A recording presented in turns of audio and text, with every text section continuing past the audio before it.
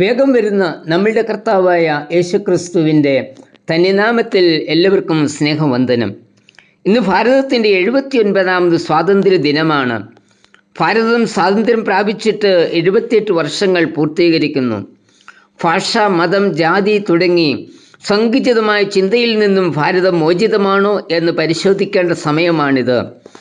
നിയമങ്ങൾ, ചട്ടങ്ങൾ എന്നിവയിലൂടെ ജനങ്ങളുടെ അവകാശങ്ങളും ക്ഷേമവും സംരക്ഷിക്കപ്പെടണം എന്ന് ഇന്ത്യൻ ഭരണഘടന അനുശാസിക്കുന്നു.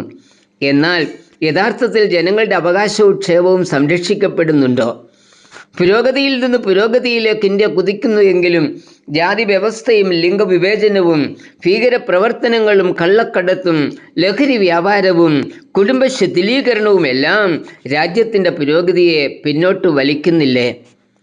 ഇത്തരണത്തിൽ ജനങ്ങളുടെ അവകാശം സ്ഥാപിച്ചെടുക്കുവാൻ വിശ്വാസ സമൂഹം ഗവൺമെൻറ്റിനോട് ചേർന്ന് പ്രവർത്തിക്കേണ്ടിയിരിക്കുന്നു.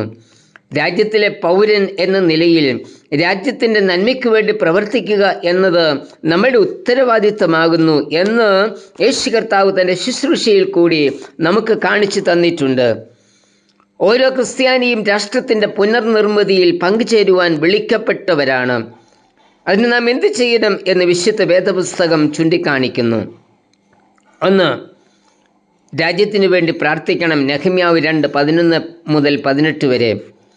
ദൈവത്തിൽ ഉള്ള ആശ്രയവും പ്രാർത്ഥനയും കൊണ്ട് മാത്രമേ പ്രശ്നങ്ങൾ പരിഹരിക്കപ്പെടുകയുള്ളൂ. അർത്തകശിഷ്ട രാജാവിൻ്റെ പാനപാത്ര വാഹകനായിരുന്ന നെഹമ്യാവ് യെരുശലേമിൻ്റെ തകർച്ചയെക്കുറിച്ച് കേട്ടപ്പോൾ ദൈവത്തോട് കരഞ്ഞു പ്രാർത്ഥിച്ചു.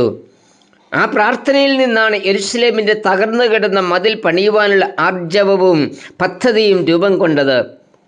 തുടർന്ന് ഓരോ പൗരനും രാജ്യത്തിൻ്റെ പുനർനിർമ്മാണത്തിൽ പങ്കുചേർന്നു. നിർമ്മാണത്തിലുണ്ടായ എല്ലാ വെല്ലുവിളികളെയും തരണം ചെയ്തത് പ്രാർത്ഥനയിൽ കൂടിയായിരുന്നു. രാജ്യം മുഴുവൻ നന്നാക്കി എടുക്കുവാൻ നമുക്ക് കഴിയില്ല. എന്നാൽ നമ്മുടെ വ്യക്തിപരമായ പ്രാർത്ഥനയിൽ കൂടിയും കുടുംബത്തിലും സമൂഹത്തിലുമുള്ള പ്രാർത്ഥനയിൽ കൂടിയും രാജ്യത്തെയും ഭരണാധികാരികളെയും ജനത്തെയും വഹിച്ച് നാം പ്രാർത്ഥിക്കണം. അപ്പോൾ ഇന്നത്തെ പല അവസ്ഥകൾക്കും മാറ്റം സംഭവിക്കും.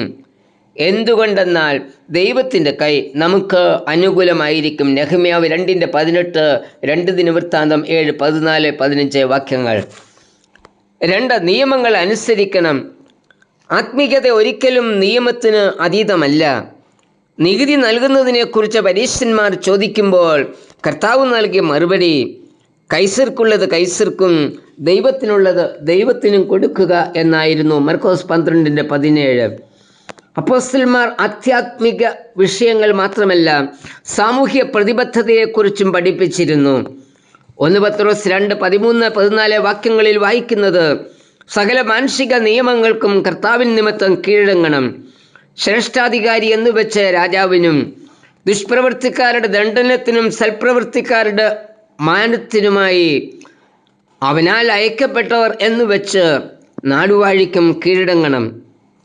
രാഷ്ട്രത്തിൻ്റെ നന്മയ്ക്ക് വേണ്ടി നൽകപ്പെട്ടിരിക്കുന്ന നിയമങ്ങളെ ഓരോ പൗരനും അനുസരിക്കുക എന്നതിന് വളരെ പ്രാധാന്യമുണ്ട്. ഏതു മനുഷ്യനും ശ്രേഷ്ഠ അധികാരങ്ങൾക്ക് കീഴടങ്ങണം എന്നും അധികാരത്തോട് മറുക്കുന്നവൻ ദൈവത്തിൻ്റെ വ്യവസ്ഥയോട് മറുക്കുന്നു എന്നുമാ റോമർ 13:1-2 വാക്യങ്ങളിൽ പറയുന്നത്. രാജ്യത്ത് നന്മയുണ്ടാകുമ്പോഴാണ് നമുക്ക് നന്മയുണ്ടാകുന്നത്. എല്ലാവരും രാജ്യ നിയമങ്ങൾക്ക് അനുസരണമായി പ്രവർത്തിക്കുമ്പോഴാണ് രാജ്യം നന്മയിൽ വളരുന്നത്. 3, രാഷ്ട്രനിർമ്മിതിയിൽ പങ്കുചേരണം. ദൈവം ഉപയോഗിക്കുന്നവർക്ക് തൻ്റെ സഹോദരങ്ങളെക്കുറിച്ച് ഭാരമുണ്ട്. ആ ഭാരമാണ് പാനപാത്രവാഹകനായിരുന്നു എങ്കിലും യെരുശലേമിൻ്റെ പുനരുദ്ധാരണത്തിന് നെഹമ്യാവിനെ ധൈര്യപ്പെടുത്തിയത്. നെഹമ്യാവ് ജനത്തെ പ്രോത്സാഹിപ്പിച്ചു. അവർ ഒരുമിച്ച് മതിൽ പണി ഏറ്റെടുത്തു. 52 ദിവസം കൊണ്ട് മതിൽ പണി പൂർത്തീകരിച്ചു. നമ്മുടെ രാഷ്ട്രത്തിന് സുരക്ഷിതമായി തീരേണ്ട മതിലിൻ്റെ പലയിടങ്ങളും ഇന്ന് ഇടിഞ്ഞു കിടക്കുകയാണ്. മതിലിടുവാനുള്ള കാരണം തീവ്രവാദവും ലഹരിയും ലൈംഗിക പീഡനവും കള്ളക്കടത്തുമൊക്കെയാണ്. മതിലിനെ ബലഹീനമാക്കുന്ന ഈ വിധത്തിലുള്ള പ്രവൃത്തികൾക്കെതിരെ നിലകൊണ്ട് രാഷ്ട്രത്തെ സുരക്ഷിതമാക്കുക എന്നത് നാം ഓരോരുത്തരുടെയും ചുമതലയാണ്. ഇവിടെ നാം നിസ്സംഗതരായി നിന്നാൽ രാജ്യം അരാജകത്വത്തിലേക്ക് കൂപ്പുകുത്തും. നെഹമ്യാവിനോടൊപ്പം നിന്ന് രാജ്യത്തിൻ്റെ പുനരുദ്ധാരണത്തിൽ ജനങ്ങൾ പങ്കുചേർന്നതുപോലെ ഭരണകർത്താക്കന്മാരോട് ചേർന്ന് നമുക്കും രാജ്യ പുനരുദ്ധാരണത്തിനായി അധ്വാനിക്കാം. നമുക്കും എഴുന്നേറ്റ് പണിയാം. കർത്താവേ, രാജ്യത്തിന് വേണ്ടി പ്രാർത്ഥിപ്പാനും രാജ്യത്തിൻ്റെ നിർമ്മിതിയിൽ പങ്കുചേരുവാനും അതിൽ കൂടി യേശുവിൻ്റെ നാമം ഉയർത്തപ്പെടുവാനും എന്നെയും എടുത്ത് ഉപയോഗിക്കണമേ. ആമേൻ.